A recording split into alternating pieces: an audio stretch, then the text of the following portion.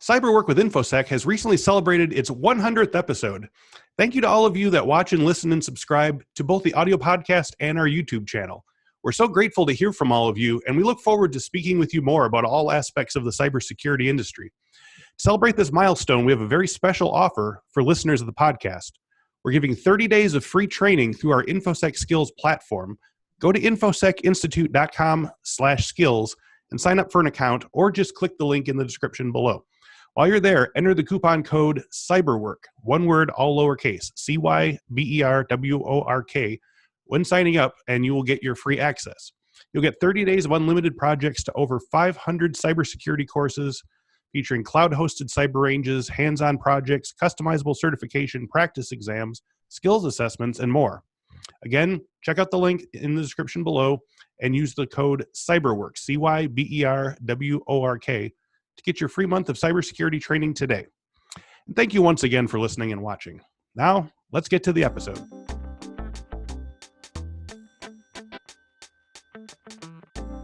Welcome to this week's episode of the Cyberwork with Infosec podcast. Each week I sit down with a different industry thought leader and we discuss the latest cybersecurity trends, how those trends are affecting the work of Infosec professionals, while offering tips for those trying to break in or move up the ladder in the cybersecurity industry.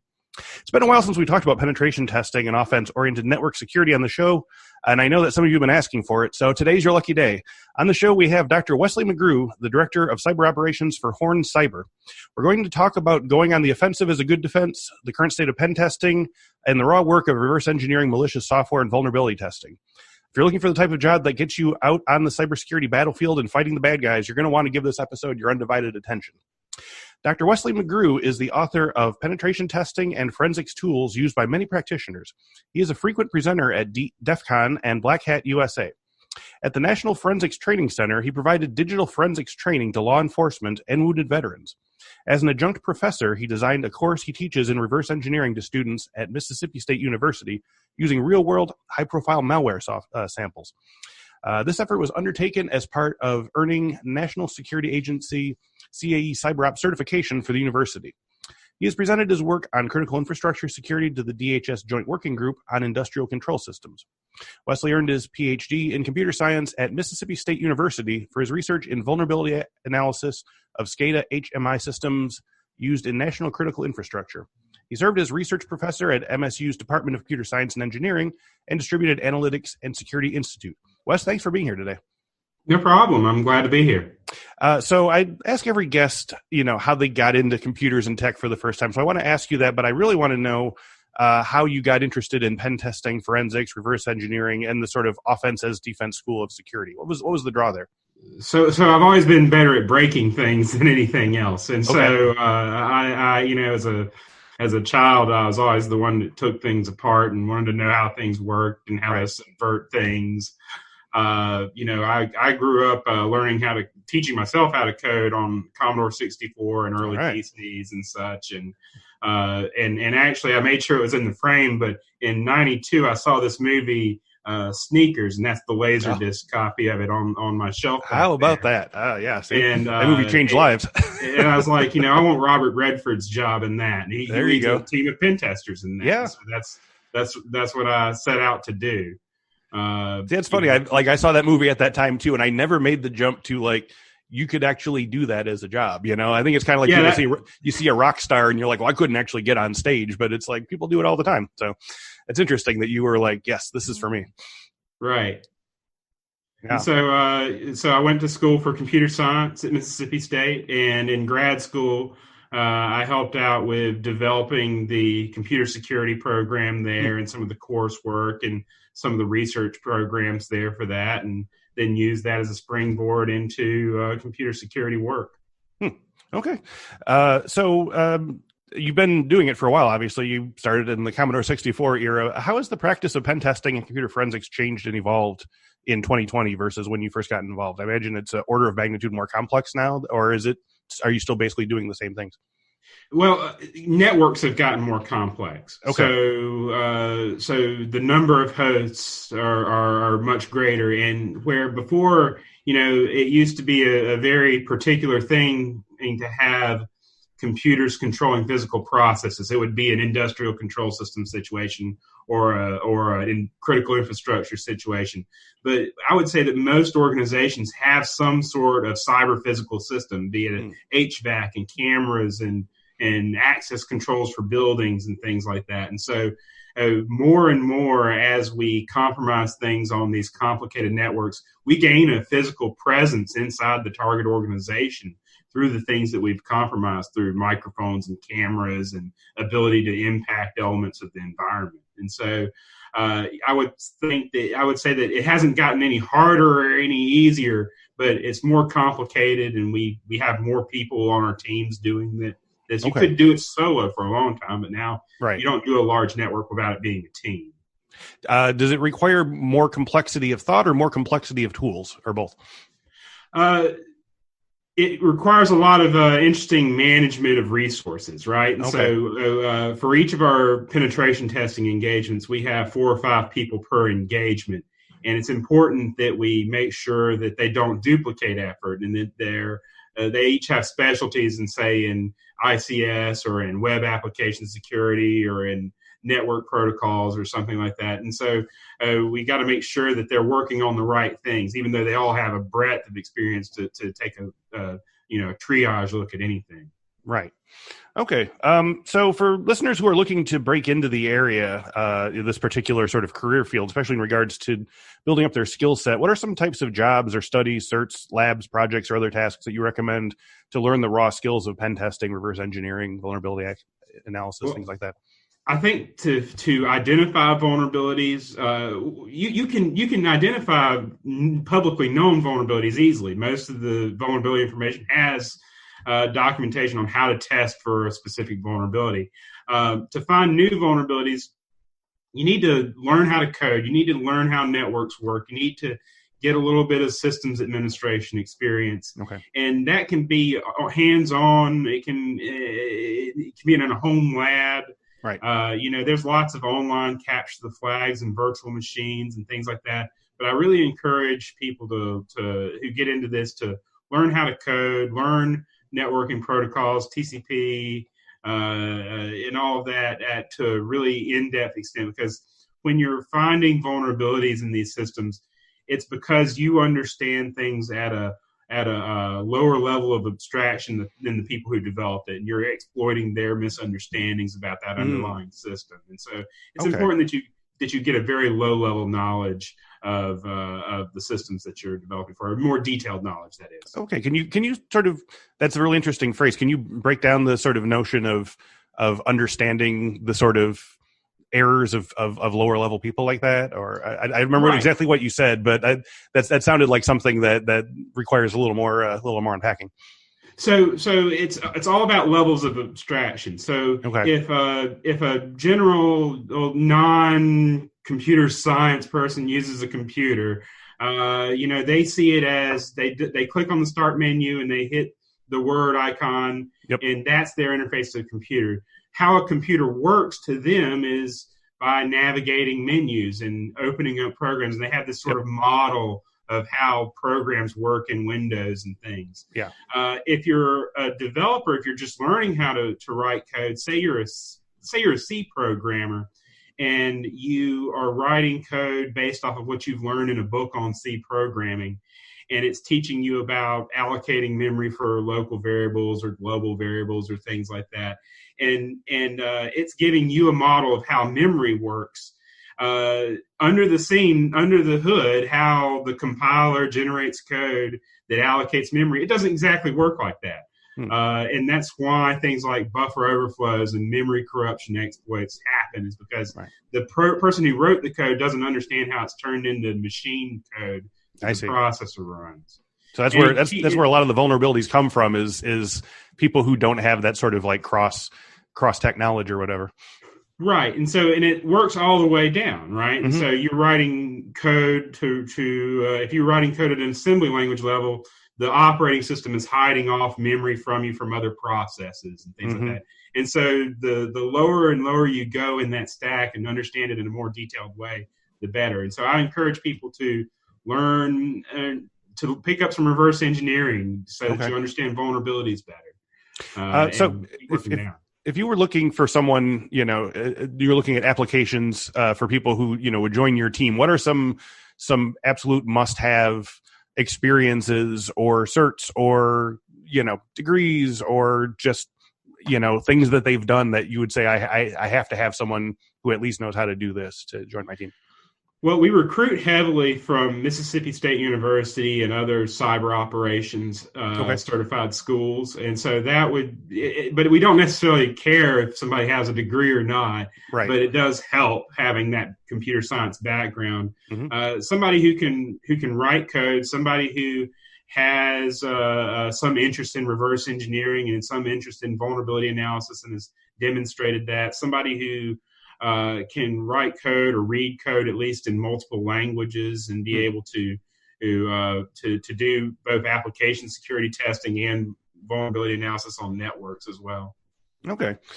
So I want to sort of talk about some of the various hats you wear and areas of interest that you have. So to start with, just so I'm sure we're all on the same page, what do you mean by offense-oriented network security? I mean, it really sounds like, this is something you want to get into if you are looking to bring the fight to the hackers. So there's two things going on here, and both of them are interesting to talk about. What we're talking about mostly when we talk about offense-oriented security is in identifying where to spend resources for security by taking an attacker's view of your network. And that's penetration testing, application security review, social engineering, all sorts of things. If there's, 1,000 vulnerabilities on a network, but only some small percentage of them are actually exploitable in a real-world threat model by a real-world attacker, right? By taking a penetration testing or red teaming view of the network, you can identify those vulnerabilities, remediate those, spend your resources there. It's easy to spend money in the wrong direction in security. You can spend a lot of money on things that are never going to happen. Okay. The other side of that, what you're talking about, is essentially what people refer to as hack back, where you're going on the offensive against actual attackers. And the legal frameworks for that are not really in place right now, though there's been some bills introduced for that. And that's talking about hacking back into either the attacker's command and control or their intermediate nodes in order to capture attribution data. And that's an interesting thing as well. It would involve some rollback of some of the more extreme or some of the more broad restrictions of the Computer Fraud and Abuse Act for people who are investigating computer crime. Okay. Do you see those laws changing anytime soon? I don't know that any of those bills will be successful. I was tracking one for a while, but I don't know where it went, to be perfectly honest with you. It's interesting in the Infosec community about this. There's a lot of strong pushback on hackback, but at the same time, there's lots of people in the community who have attacked command and control and have taken a look at command and control servers and recovered data from those things, and would probably appreciate some reduction in the scope of the Computer Fraud and Abuse Act for computer security professionals. Right. So there's a balance there somewhere that we've got to find. Okay. So I guess you mentioned some of it, penetration testing and red teaming and stuff, but what are the primary tools in your arsenal for offense-oriented security? Well, we've got a custom build of Kali Linux that we use. We've got all the normal tools that are in Kali Linux, your nmaps and your metasploits and all the things that we can pull in from those repositories. The most important thing for us is that we deal with large networks, tens of thousands or hundreds of thousands of hosts on a network. We need to be able to manage that. And so we have our own internal management system where individual pen testers in an engagement can check out areas of networks and check them back in, file reports on things. And there's really nothing like that in the public domain that I know of that works on a large scale like that. Yeah. But it's important that you have something like that and that you have a system for managing these large engagements. Okay, so that's sort of like the umbrella that all the other sort of things work underneath, it sounds like. Yeah, and it's a framework for it. Another thing that we have that's really important for us is that we're able to reduce the amount of on-site time that we have of clients, or even eliminate it in some cases with our internal tests by deploying an appliance that we've developed that not only so many pen testing appliances allow like a proxy, a SOX proxy, or an SSH tunnel into the network. We have the ability to have a full VPN connection from our office into a client network through our penetration testing appliance. And so we can drop individual VMs onto client networks through that in order to conduct our testing. So you can do a lot more from where you're at. Yeah, it's a little more transparent and seamless, and there's not as much configuration with the tools. Okay, and it's secure because as it's through an encrypted tunnel. Okay, so I'm sure it varies from client to client, but can you kind of walk me through, like, on average, like you get a new client, you have to either visit them in person or virtually like this. Like what are your sort of first steps in diagnosing their problems or setting up a pen test or setting up a system for deciding what needs to happen next? We try to work with them. So this, like, red teaming and pen testing can be an adversarial thing, but it shouldn't be, right? Okay. Our goal is to empower the client to get the resources they need to make changes. Mm-hmm. And so we talk to them about what they're doing with security now. We talk to them about what they would like to see out of a penetration test. Are they trying to get resources for a particular type of program? Are they trying to use it to improve things? We'd rather it not be a gotcha against somebody. We'd rather not be hired by somebody to make their IT staff look bad. Nobody wins in that. And so we talk to them about scoping. We talk about external ranges and internal ranges. We try to get a feel for anything in their environment that they own, that they do not own, things that are third party owned that we can't touch. We talk to them about sensitive systems that may have fallen over in previous pen tests under other vendors, so that we have an idea of what we can do without causing a lot of operational disruption.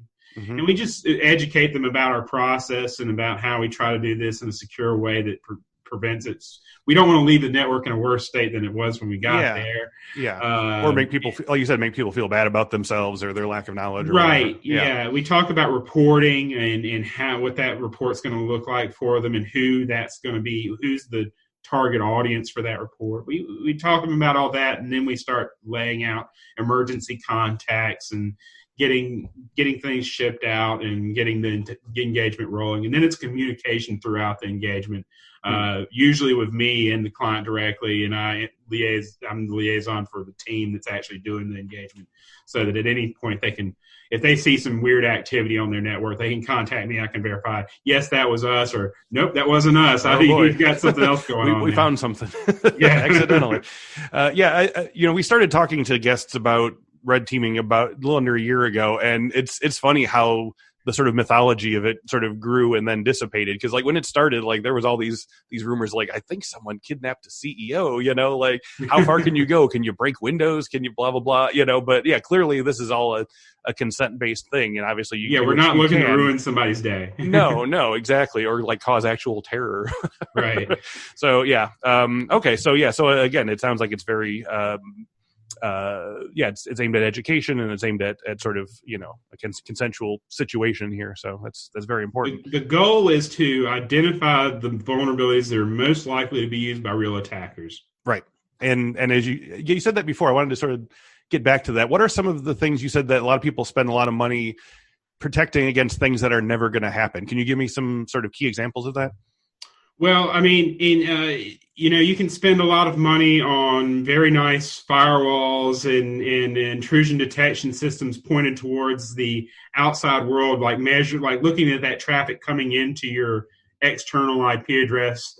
But in reality, you may have one external IP address that everything else is natted through, mm-hmm. and nothing externally can make a direct connection anyways. You should be more concerned with individual hosts inside your network getting compromised through malware and phishing and other scams like that. Right. And then once the attacker gets access to one of those internal nodes, being able to move laterally in a way that external firewall intrusion detection sensor can't identify. And so you can spend a lot of money on that external without realizing that that's not how the attacker is going to come in. Right. Do you do a lot with sort of social engineering and phishing type things? Are you like dropping USBs in the parking lot and stuff like that? Yes, we have the capability of doing that sort of stuff, and we'll do it on some engagements. Generally, the thing is you can run a social engineering engagement and do something like phishing, and the first time we do it with a client, we'll get, say, a 20% hit rate of people submitting credentials, right? And so a really good pretext, we get like 20-30%. Mm-hmm. We give them the report. We say, okay, we did this many people, 30% of them fell for it. Our recommendation is, did you do user education and awareness and all this sort of stuff and anything? And then a year rolls around, we come back and we do it again on a new engagement, and now it's dropped down to 10%. And then the next time it's 5%. But you never really get any better than 5%. It doesn't matter how much you train your users. Right. There's going to be a good pretext. There's going to be somebody having a bad day. Yep. Someone's tired. Everybody's going to fall for something at some point, right? Yeah. And so the trick is, we tell our clients, the trick is through social engineering, through zero-day attacks, through whatever, or pick any random node on your network, assume it's compromised. If somebody's got control of that, are they limited to that, or are they going to run the board on the rest of your network? There you go. And so we do social engineering, and we test that out for their awareness and their kind of tracking. Mm-hmm. But in reality, we tell them to assume that it's going to work at some point. And so there's a limit to it. There you go. There's a limit to how useful it is. So we talked about this a little bit before, and I want to be a little deeper about this. But your background list of specializations, specializations. We're talking, offensive network security, pen testing, vulnerability analysis, reverse engineering, computer forensics, traffic analysis. That's all sort of a spectrum of related skills and tasks. But is it common to have experience in all those areas, or do a lot more people just specialize in one thing, malware analysis, or just pen testing? Well, I think that when you're working offense, you don't really have the luxury of picking what stuff your target. You don't have the luxury of picking your target often. It's not like a surgeon where you're just dealing with veins. Like, you kind of have to know everything. Yeah, you kind of have. If you're doing pen testing, red team, you kind of have to have at least a little bit of knowledge in a lot of things, right? Okay. And so we have people with specialties, right? We have folks that specialize in web application security. We have folks that specialize in Windows post exploitation. We have folks like me that specialize in reverse engineering, and for particular engagements, those come into play more often than not. But all of us are able to do a little bit of all of it. Okay, so your specialty is reverse engineering out of all of those things.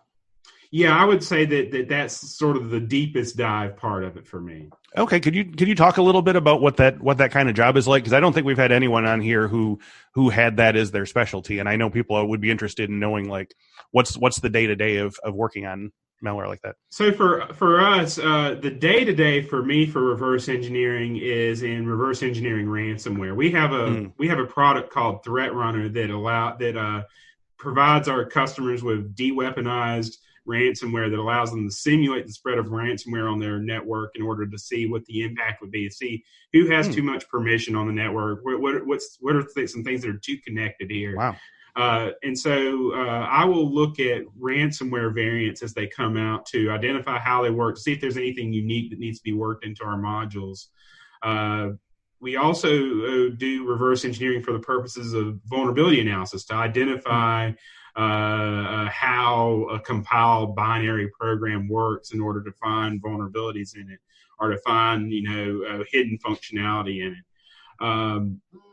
And so that's sort of the day-to-day of it.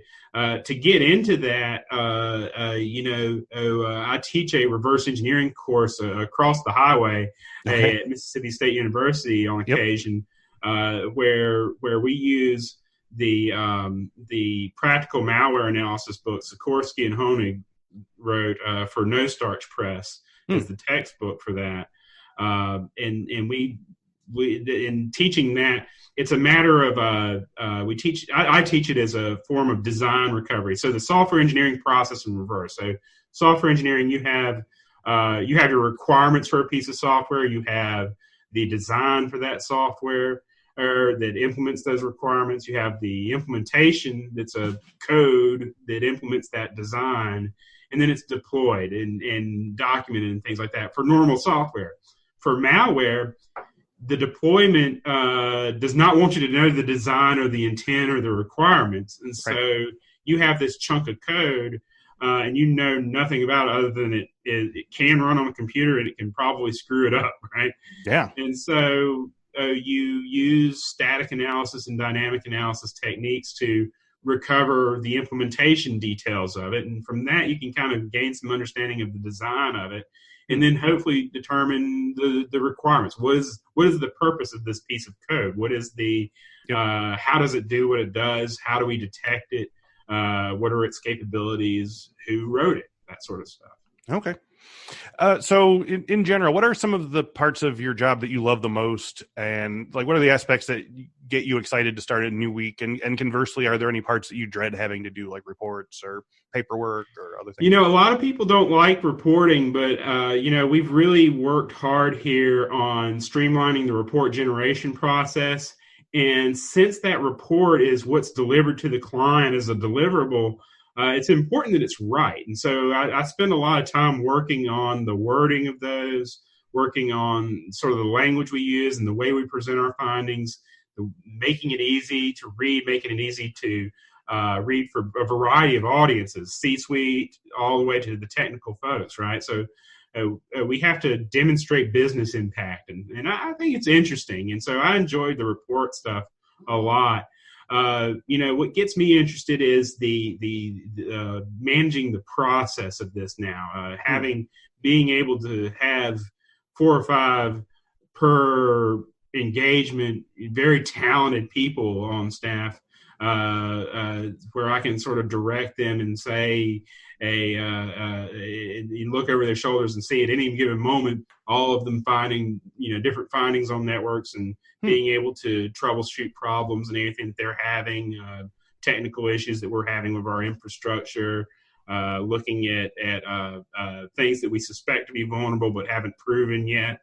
That it's new puzzles every day. It's different things we see on networks every day that are interesting, and it's the most entertaining part of it is the success rate of finding vulnerabilities. Yep. We see so many networks and so many hosts that it's hard to say if there's anything that we haven't seen on a network yet. And so every time we see something new, it's interesting. So we for example, one day I looked over his shoulder of one of my team members, and he was at a basic prompt, like a computer basic, like the basic programming language, like 10 print, hello world, 20 go to 10 type things, right? Yeah, sure. And I'm like, what are you looking? What is this that you're That's where in? my knowledge stops. And it was a serial to Ethernet converter, and the configuration for it and was implemented in a basic interpreter or something. And so I was like, well, coming from the Commodore 64, move aside, kid. I got this. I know what to do with this thing. That's great. Yeah, you're on my turf now. Unusual things every day, and interesting vulnerabilities and things, and it's an intellectually rewarding, I think. Yeah. You sort of are answering my next question here, but I know it sounds like you enjoy actually sort of being, for lack of a better word, the puppet master in terms of directing other people. But, a lot of times we speak to people who have become, directors of their organizations or reached a certain point in their career chain. They find that the nuts and bolts of the thing that they like to do gets taken away and turns into days full of, big picture projects, meetings with clients, top-down planning, allocation of projects to others. But it sounds like you sort of have found a balance there. How much hands-on pen testing and vulnerability research do you get to do, and how much is spent on these sort of macro tasks? And is that an acceptable balance to you? Well, I'm lucky. I get to sort of define that myself, right? Okay. And so I do enjoy the big picture stuff. And so I do mostly that. But, I'm able to dip into the nuts and bolts of pen testing and vulnerability analysis and reverse engineering as much as I want to as well. And it's important that I do that for my research and for presentations at conferences and things like that. It's important that be new work. And so it's important to set aside a small percentage of time for research, as well as management of engagements. And so that's it's a time management thing. and sometimes you have to. Sometimes you have to state that and command that rather than waiting for somebody else to give you the time for it, to give you permission for it, right? You kind of have to take charge of that yourself. You got to put your foot down. Yeah. So you're a frequent presenter at DEF CON and Black Hat, which are kind of national holidays for folks in our line of work. What are some of the more memorable events or presentations that you've done at these conferences recently? So I wish somebody would tell me that it was a holiday. I wound up doing a lot out there. A lot of work, It's a lot of. So I do a lot of presentations. I've done a lot of training, workshops, and things like that out there, and meetings and such. So I stay pretty busy. One thing I've really enjoyed out at DEF CON is presenting at Black Hat is presenting some of the work that I've done on vulnerabilities and penetration testing processes. So it's operational security for pen testers and red teamers, essentially. So the tools and processes and things that we use are no more secure than the software that we're attacking often. And so looking at the communication security and operational security of our engagements so that we're protecting our clients' data in transit and in state when we're doing a pen test is important. And I've really enjoyed talking about vulnerabilities in pen testing software and hardware at those conferences. It's a little bit of a different thing. I've also done some reverse engineering workshops out there here in Vegas, and that's always a lot of fun. And it's just, it's good to see everybody out there. Yeah, I guess that's the holiday aspect of it is like the whole family gets together, you know? That's right. And hopefully you're not at the kids' table. So your bio notes that at the National Forensics Training Center, you provided digital forensics training to law enforcement and also wounded veterans. Can you tell me more about this? Is there, first of all, with law enforcement, do you feel that law enforcement as a whole is using tools like computer forensics enough in useful situations, or is it still seen sort of as a novelty or a thing that not everyone does or gets to do? So when we were doing the training in this, it was primarily law enforcement but we would also go to like Walter Reed Hospital to do it for wounded veterans, and our focus was on just sort of the basics of computer forensics, the basics of computers in general, leading up to the point that somebody could at least do search and seizure of computer evidence and imaging of computer evidence, and then a very basic investigation. And it turned out that what we taught was just enough to where most law enforcement that went through the training could do their own child pornography investigation on their own, right? And so, given an alert to their department about somebody sharing it on a peer-to-peer network, they could go out, serve the warrant, seize the equipment, image it, hash out all the files, identify the stuff that's known child porn, and put together the evidence into a case, give it to a prosecutor, and present that. And so that's what they mostly did with it. And so anything more complicated than that, they would be able to identify that it was more complicated and seek additional help. And we would occasionally assist with law enforcement on some more complicated engagements and investigations. That was the main impact of that. But it's been a while. And I think that law enforcement and at least at the state and local level, which is where we did our training, that's where they focus. Anything the thing about the Computer Fraud and Abuse Act, anything hacking related or anything like that, automatically starts crossing state lines and involving computers involved in interstate commerce or whatever. Yes, and that becomes sort of the FBI's thing, and obviously they have a lot of capability there for investigating and prosecuting those crimes. Okay, and the Wounded Vet Project part of that was that sort of a skills retraining to enter the workforce? Yeah, so you'd get soldiers coming back from Iraq and Afghanistan with injuries, and during their rehabilitation, they would undergo this training so that they could then go into the private sector or go work for state or local law enforcement, assisting out with these cases. Oh, that's great. So we talk a lot on our show. It's a regular topic here about the skills gap in many cybersecurity sectors. Is your area of expertise feeling that pinch as well? Well, we're lucky. Like I say, we're right across the highway from the university. Okay. And so we recruit heavily from there. We have managed to keep ourselves well staffed for pen tests and application security testing and things like that. Mm-hmm. It's just though, right? Like it's by a surplus. a knife's edge, basically. Okay. And so it's hard it's hard to find people with these skill sets. But to me, when I talk to people about careers in cybersecurity, I tell them it's yours for the taking because of that, right?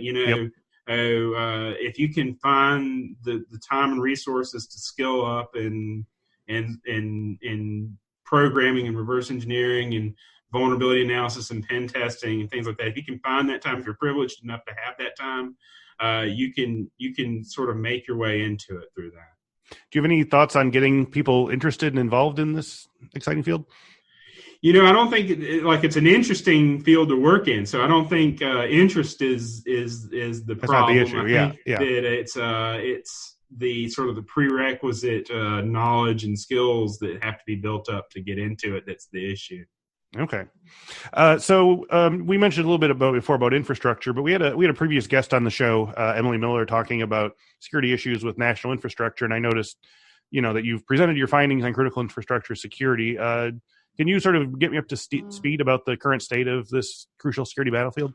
So the work that I did was primarily focused on vulnerabilities found in the human-machine interface portion of the software. And so like your touch screen control panels and things like that. The neat thing about hacking into those is when you get into something like that, you've got, an operator's view of the network. You have some documentation there built in as to what does what. The current state of that is still sort of a little bit of it's still kind of wild because you have all these control system networks that were assumed to be isolated or designed to be isolated, and then slowly over time, life finds a way, and they wind up getting connected to corporate networks in one way or the other, or other organizational networks, either for data logging for process improvement or billing, or for remote access for maintenance, vendors, things like that.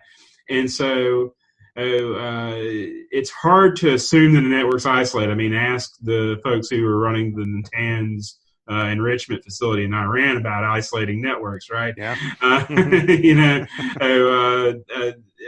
It turns out to be very difficult to really isolate a network. And so all the assumptions that were made about the isolation of these networks and the obscurity of the protocol turn out to be, not accurate. And so the vulnerabilities that you find in control systems, software, and hardware are the sorts of things that you would find in mainstream IT hardware and software in the 90s or early 2000s. And it's because there haven't been as many people looking at those systems for vulnerabilities. Okay. Even though there's a lot of interest in ICS security, it just doesn't see the same amount of hands-on attack or hands-on vulnerability analysis from security researchers as more mainstream software. And so it's a little bit behind because of that, I'd say. Is it just a resource issue or skills issue, or? It's an access issue, right? Mainstream IT software, I can go download that and start banging away at it. Right. If I want to play around with a PLC, I've got to find one, right? It's not enough archaeology. I've got to buy an old one on the eBay or something like that, or spend a lot of money on one brand new. And so it's access to hardware and software as well that prevents it from seeing a lot of research interest. Do you have any sort of magic wand recommendations that you would sort of put in place to sort of tighten up infrastructure security?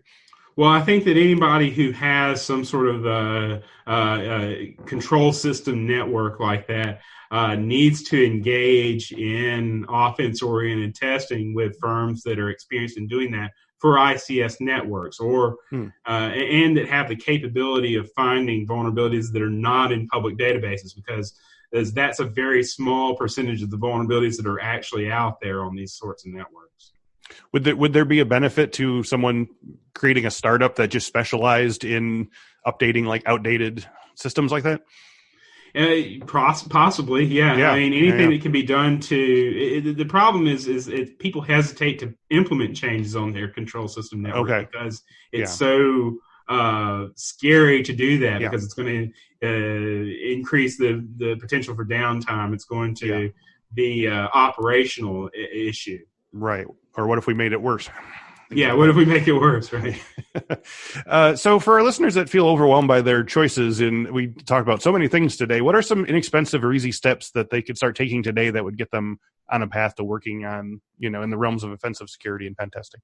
So to get into just I don't know where to start. What's a maybe like a real basic tutorial or a real YouTube or whatever, like where do you sort of like where do you begin? There's no Commodore 64s anymore. So getting a hold of the Kali Linux distribution, getting that going on a virtual machine, and getting into some of the capture the flags and VMs that are out there, the damn vulnerable web app and some of the other Metasploitable and things like that, just to give yourself a target to shoot at, basically. Okay. Just getting started with playing around with the tools in that, and not just playing around with the attacks that are there in Kali or exploit DB or anything like that, but look at the vulnerabilities and understand how the code in this particular PHP web application made it vulnerable. Now try to find that kind of vulnerability in something else, right? Mm-hmm. Like start recognizing the patterns of vulnerabilities and applying them to other code, and I think taking an interest in reading the exploits instead of just launching them is probably important. Okay. So as we wrap up today, where do you see the task of offensive security going in the next 5 or 10 years? Are there things on the horizon that are exciting to you? Well, I think that networks are going to continue to get more complicated and more complex, more nodes, more interactivity, more to do on these things. And so it's going to be more and more important that for security reasons that you have that sort of attacker's view, because again, there's going to be a lot of things to be worried about and worry about securing, and when you really should be more focused on what the attackers are really going to use. I think in offensive security especially, I think we've got to move from just giving them a list of vulnerabilities into some more analysis network-wide of these things. And so we talk about having security analysts and things like that, but we never really define what analysis means. And, the idea is that with so many tens of thousands of nodes or whatever on a network, you're generating a lot of data. Our database of findings and scan results and things like that are very large per client. The question is how can analysis be used to generate a report off of that gives them some actionable information on not just where their vulnerabilities are, but where they're likely to have vulnerabilities, right? Mm-hmm. This part of your network is very complicated, and maybe one person at your organization understands it, right? And so that's something you should be concerned about. And so it's not a fix for a vulnerability, but maybe you need better documentation there so that everybody understands it a little bit better. Do you have a sense if people are starting to sort of do their training and sort of get involved now? Are there skills that they should be sort of learning now that are going to be sort of coming to the fore in 5 years, 10 years? Just having that sort of low level knowledge, like if everybody's learning how to program in Python, you need to know how the Python interpreter works. If everybody's programming in C, you need to know how the compiler generates code from that. And so I would say look at whatever's being implemented. And so a couple of years ago, I did a talk at DEF CON on Docker or security, looking at just how are people creating Docker applications made out of multiple containers and how they communicate with each other. If you're going to attack a Docker application and anything, learn how Docker works, learn how the networks are implemented on the back end of that, learn how those VMs or those containers rather can talk to each other, or wherever you see the trends going in development, start looking at how those technologies are implemented so that you can understand it better than the people writing the code for it. Okay, so let's wrap up and tell us about HORNE Cyber. What does your company do? Your primary products and your statement of purpose.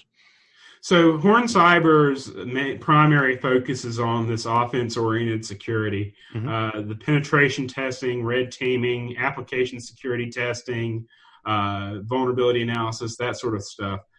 We also provide a cybersecurity SOC as a service, and so we'll do network monitoring for some of our clients through that service.